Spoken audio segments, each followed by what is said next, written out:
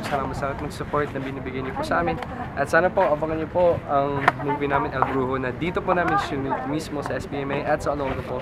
So yun, sana po mapanood niyo. God bless. Thank you. Thank you very much.